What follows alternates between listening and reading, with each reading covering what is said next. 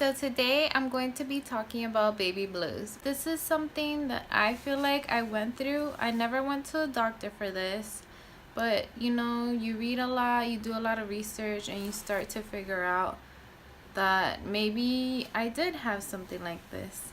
I'm not saying that this is what everyone should do, but this is what I felt comfortable doing at the time. So when we left the hospital, we were there for 2 days. So March 3rd, we went home. Everything was okay. I did notice that leaving the hospital, I felt a little uneasy. But once we got home, that's when I started seeing like a little shift in my mood. I know that it was all of the hormones leaving my body, and the imbalance was making me a little like off. But let's say a week, no, not even a week, it was a few days when my baby was already home, he was not sleeping at all during the night. He would sleep all day, and then when it was like 11 o'clock, he was up and ready to go. So, they tell you go to sleep when your baby's sleeping, but there's no way. Like, you have to clean the house, you have to cook, you have to prepare. Like, I was pumping, so I had to pump every 2 to 3 hours, prepare bottles, wash bottles, and it was just pretty hectic.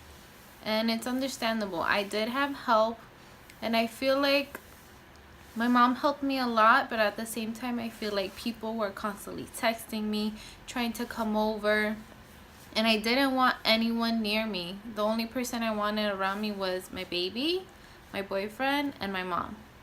My mom would come every single day after work. But then there would be people texting me, can I please come over? Can we see the baby? I felt bad saying no because of course they want to see the baby, but like I felt like I needed time, and I felt like people weren't understanding. Moving on to night times, that was just a nightmare for me because I was always someone that appreciated my sleep. Like, I love sleeping, I love taking naps, and I knew that this was going to be a big change. But when the baby was waking me up every hour, every 2 hours, I had to get up, give him a bottle, pump at the same time or pump after. So by the time that he was going to sleep, I was still pumping, and by the time I was done, he was about to wake up. I wasn't getting any sleep at night. And yes, my boyfriend was helping me, and he would ask me to please help, but he worked all day. He works at a restaurant, so restaurant hours are, he manages, so he has to be there until like he's the very last person at the restaurant. So I didn't want him coming home at 3, 4 in the morning and then having to stay up all night helping me, because the next day he has to get up and go. It was really hectic, and there were nights when I would cry every single night. And I was crying to the point that I was like giving myself nosebleeds. I don't know if it was like too much pressure on my nose, all this area, but I was having like really bad nosebleeds, and I felt helpless.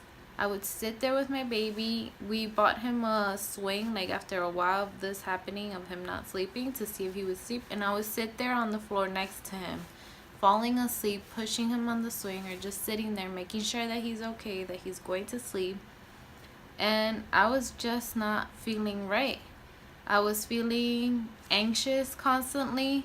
When it was quiet at night, I had a few nights when it was actually like quiet for a few hours, for like 3, 4 hours, and I would stay up all night just thinking, oh my god, he's about to wake up, he's about to wake up. Or I was having like these horrible thoughts, not things that I would do to my baby, but oh my god, what if I drop him? What if he breaks his head? What if his skull opens? Like, these crazy things that now to think of it, I know that I was going through the baby blues, because it's just insane, like the things that would go through my head. I was thinking, oh my god, if I take him off of the swing, if I drop him and he breaks his head open. Like, these insane ideas that at this point now, like, I can never see myself thinking. Like, to myself I say, like, why were you thinking that? Because these things, it's not like he was jello or something that was just gonna fall on the floor.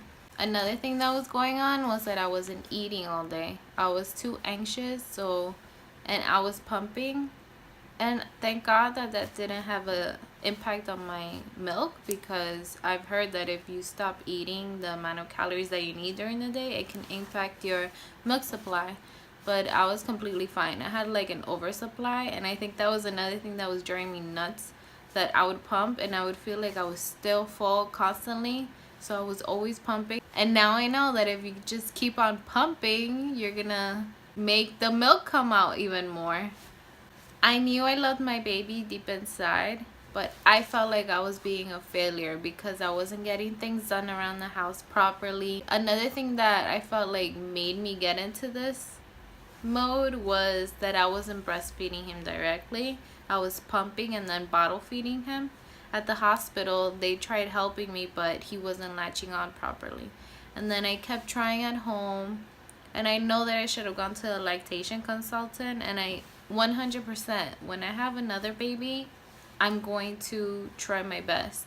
At the hospital, I was speaking to a lactation consultant, and as I was speaking to her, I started feeling dizzy, my head was pounding, and I couldn't even hear her anymore. And I had to stop her like midway. It wasn't even midway, we were speaking for like 2 minutes when this happened to me. I told her, I was like, I'm sorry, but I can't hear you right now, and I can barely keep my eyes open. And she told me, oh, lay back. And they called all the nurses, and I think my pressure went down or up. I have no idea. I don't know about any of this medical stuff, but I felt horrible. So when that happened, their attention shifted to, oh, let's check her to see if she's okay. And then the lactation consultant just had to go to the next room. So I never had that chance to have a one-on-one for like a long time for her to help me. She was so sweet, but I understand that she had to move on to the next room.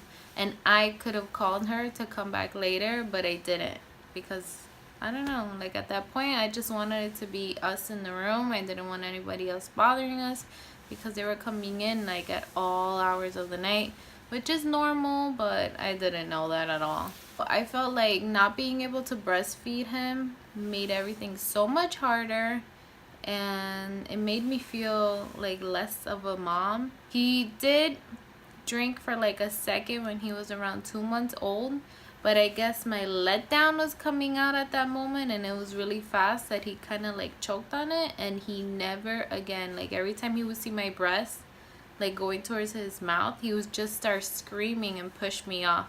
I felt like that had an impact on how I was feeling during the night. There's so many moms out there that are going through the same thing, and if you feel like you're alone, you're not.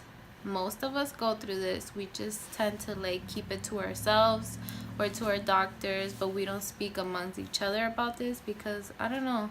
I feel like some might feel like they may be judged by others, but it's something normal. It's your hormones going crazy. You have a brand new baby at home, and there's nothing to be ashamed about. One thing I wish I did was go to my doctors and speak to them about this. I was only like this for about 2 months, and as soon as my baby started sleeping longer during the night and I had that time to like really go to sleep and rest, I was feeling so much better. I felt like all I needed was a little more sleep. I needed time. I needed to adjust. I just needed like all of this to happen, and it did. But for some people, I know that it may get worse, or this moment might not happen until later. So it's best for people to go to the doctors and just speak to them, tell them how you feel. I, at the moment, didn't tell anyone how I felt. People would ask me constantly, are you crying a lot because your eyes look puffy? And I would just say, no, I'm just tired. Or my mom would always say, are you feeling okay? And I would say, yeah. But I wasn't, like, not even to my boyfriend. He knew I wasn't okay because there were moments when he would have to leave. Like, I remember this like it was yesterday, when he stayed at home with us for about a week because that's all his job would give him. And the day before he had to go to work, I didn't know this, but he called my mom and told her if she could sleep over. And she told me that he was like nervous to leave me alone with the baby. And that was scary. Like, I never mentioned anything to him of how I was feeling, but he would see me all night crying and all day crying, especially at nights when he was here. You would see me just crying, crying, crying controllably. And sometimes I would just be crying for no reason. But he felt something too. He didn't think that I was going to do something to the baby, but I guess to help me, to take some pressure out of me, he told my mom to stay that night. And that's like the sweetest thing. You really need someone to lean on. You need your family. Even though it might be overwhelming at times, it's better to have that help than to not have it at all. So for him to do that, for me, that was like everything. And it made me see, like, is there something wrong with me? Like, am I going through something that I don't know of? That's when I was like, maybe I have to really take care of myself. When he turned 2 months, that's when I was feeling so much better. He was able to sleep and I was able to sleep. So we both had our rest and we weren't cranky all day, all night. Me crying, him crying, everyone crying. So it was just a mess. I'm happy I had my family to go through this with. Even though they didn't know exactly how I felt, they could see it and they knew how to help me. So like I said before, I highly suggest you go to your doctors if you're feeling any type of like crazy emotions. If you're not feeling right, go to your doctors and speak to them. They're the best at this and they'll tell you what to do. And if any of you mommies have been through this, please leave a comment and let me know your story. I would love to read them. Thank you so much for watching. Don't forget to subscribe.